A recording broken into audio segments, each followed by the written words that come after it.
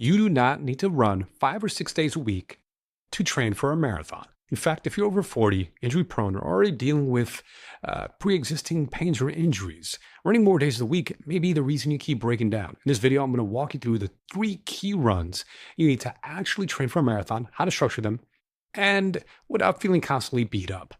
And no, this is not lazy. I'm Dr. Ray Peralta, physical therapist and run coach. With this approach, it's smarter, lower mileage to help runners who want to fit as strong, stay consistent, and avoid getting hurt. Before we dive in, if you want my free training plans and my free course on how to run pain-free, I'm sharing them inside my free running pain-free community. You'll get access to my 3 run-per-week plans for different distances, plus information on strength and mobility. So link in the description to join. So the problem, most marathon advice tells runners to run more days, more miles, and that may work for some, but it can break down older or injury-prone runners. See, many runners get stuck in the cycle of build up, getting hurt, rest, and starting over. And the issue is not discipline. It's often the wrong plan for your body, schedule, and your recovery abilities. And that's why the 3 key run approach can work better for many runners over 40.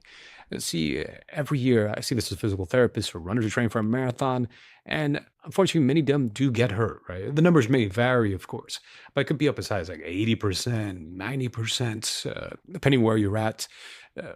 They just have to set out the training due to the injury. And, people get upset because they paid all this money maybe to world marathon majors, and they're trying to fly out to an area, maybe trying to fly out to Boston or London, right, or Berlin, and they're just frustrated. And you're just pissed, right? Because they've been dealing with this boom bust cycle where you have a good day to catch up, overdo it, increase pain, rest, recover. Because that's what many runners think. They assume that if they just rest, the pain's going to go away. But what happens? The pain comes right back the minute you start ramping up the training again, because rest was just temporary, relieving the pain, but wasn't getting rid of it altogether. It wasn't addressing the underlying cause of the pain, the root cause. So the 3 key runs I recommend, right? The long run is the backbone of marathon training. It builds endurance, confidence, and the time on your feet. Use it to practice fueling, hydration, shoes, socks, and race day routine. Most long runs should feel controlled, not like a race. As you progress, yes, you do some portions of your long run at your goal pace, at your goal marathon pace. But overall, you should finish tired, but not completely destroyed. It shouldn't take you a full week to recover from the long run. If you are, then you're probably overdoing it and need to scale it back. Key run number 2, the easy run. The easy run builds your aerobic base. It should feel conversational and control. Easy does not mean lazy. It means sustainable. This run helps build your fitness without beating up your joints and tendons. Leave your ego at home and save the harder effort for workout days. Key run number 3, the quality run. The quality run helps improve your speed, efficiency, and marathon pace control. This can be tempo. It could be intervals, hill repeats, progression runs, fartlek, or marathon pace work. The goal is controlled effort, not all-out sprinting. Unless you're more advanced where you're doing sprint workouts. But for many older runners, 1 quality run per week is enough. You should finish feeling like you worked, not like you completely wrecked yourself, got into the red line.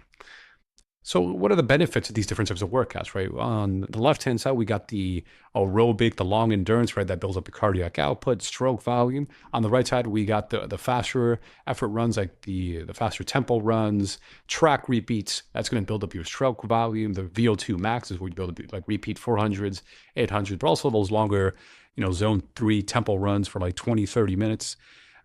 Then with the long run, the easy runs, they help build up your capillary density. AVO2 difference help both types of workouts help decrease your body fat. Some people feel that the more aerobic endurance workout even burns more fat.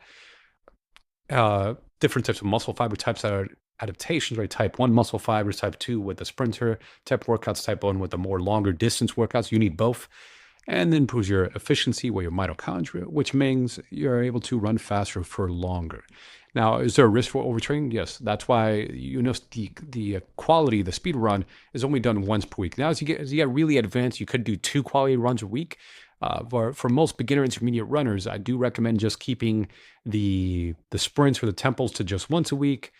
And then you got the easy and long run, the 2 other days of the week, right? Because with sprint type workouts or higher intensity type workouts, you do increase your risk for overtraining, overuse injuries.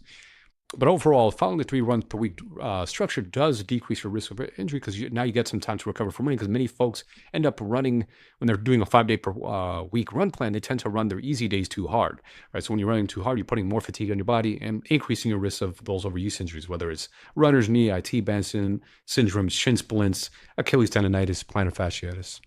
So weekly structure I recommend, right? You could structure this however you like, of course, so based on your schedule. But when I do, like, for example, Monday, strength mobility, Tuesday, quality run, like a tempo run, Thursday, Wednesday, there's a gap, so maybe you take it off as a recovery day, or you maybe do some mobility. Thursday, easy run. Friday, you might want to take off or do another mobility workout there. And Saturday or Sunday, the long run.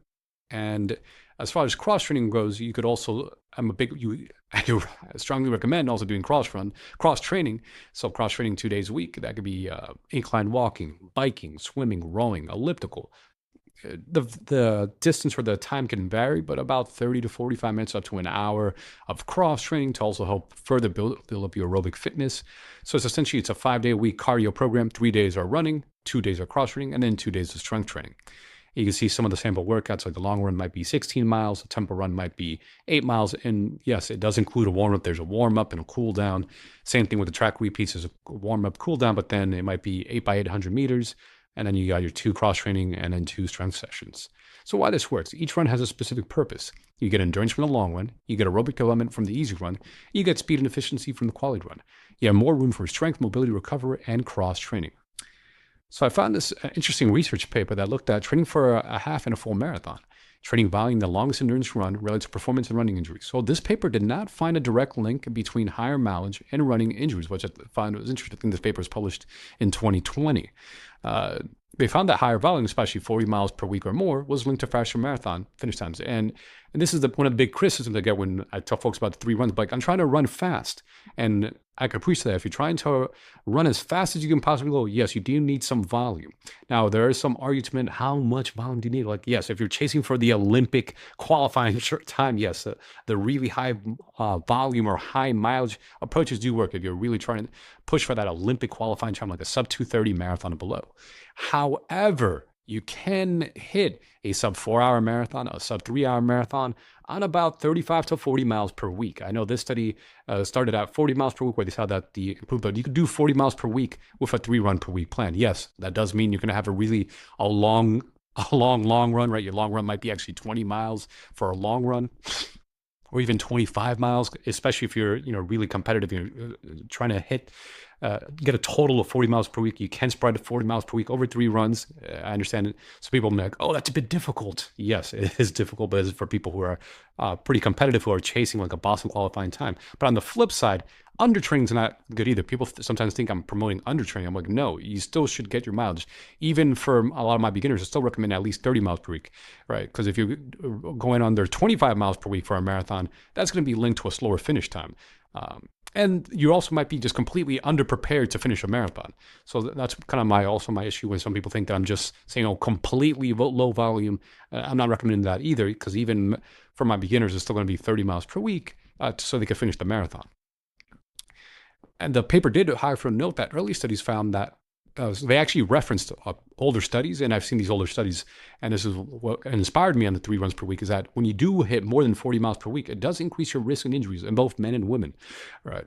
So, especially for recreational runners, sure, if you're really experienced, you could probably handle the higher volume, right? Let's say you're that elite runner. But if for everyone else who's the everyday runner, someone who's over 40 years old, who's a recreational or hobby runner, you do want to be smart about how you structure your weekly runs, right? Obviously, as you build up experience, you stay consistent, but you have a large gap. Like maybe you ran in college, but now you've had like a 10-year gap or 20-year gap since your last run. You're picking up running again. You want to get back into marathon training. Be smart about it and slowly increase your mileage over time. Don't jump right to, go over 40, 60, plus miles per week without the proper preparation. So mileage can help performance, but it still needs to be balanced with strength training, recovery, and also take into account your injury history and your recovery ability. But for most folks who are watching this, I do strongly recommend, sticking to 30 to 40 miles per week. You can finish a pretty respectable time. Then, yes, as you get more advanced, you can increase the volume, of course. So what to do on non-running days, right? Strength training 2 times a week. Add daily mobility, use cross-training to build fitness without the extra pounding, and prioritize sleep and recovery. And make sure you're eating and drinking enough healthy foods and fluids, hydration, electrolytes. Right? You want to fuel to support your marathon training because that's also another piece. And I'm sure more experienced runners have heard about this, but beginner runners oftentimes are not eating enough carbs or enough protein and fibers just to keep their body healthy so they can sustain the work to train for a marathon. So how come? So training feels more manageable when you follow this 3 key runs approach that I'm recommending, right? You're gonna have more time for recovery. You're not constantly chasing random mileage. Your body has more time to recover. You reduce the risk of the boom bust injury cycle. You have more time to do the strength training and mobility that keeps you healthy, and the cross training as well. You show up to the race day more consistent. It also decreases that burnout. Sometimes people get burnt out training for a marathon because you're just running so many days of the week. So now your mind and body are able to recover from those run workouts, and you feel sharper, more fresh to tackle those workouts, those quality runs, and feel prepared when it comes to race day. So I currently have a few spots open to work with runners one-to-one who want to train for a marathon and run faster and stay pain-free without having to follow a high mileage plan or have to make running consume their life and run like every day of the week or beating up their body. If you're over 40, injury prone, and tired of starting over because something always flares up, I have a link in the description to apply for coaching. I'll help you build a personalized plan around your body, your schedule, and your injury history and your race goals. First come, first served. So you don't need to run 5, 6, or 7 days a week to train for a marathon. You just need the right runs, structured the right way. Focus on the long run, easy run, and quality run. Support those runs with cross training, strength training, mobility, fueling, recovery. The best plan is not the one with the most mileage. It's the one you can actually stay consistent with, and not just for this one marathon, but for many marathons for years after, especially if your goal is to keep running for life. If you found this useful, hit the like, comment, and subscribe, and I'll see you on the next one.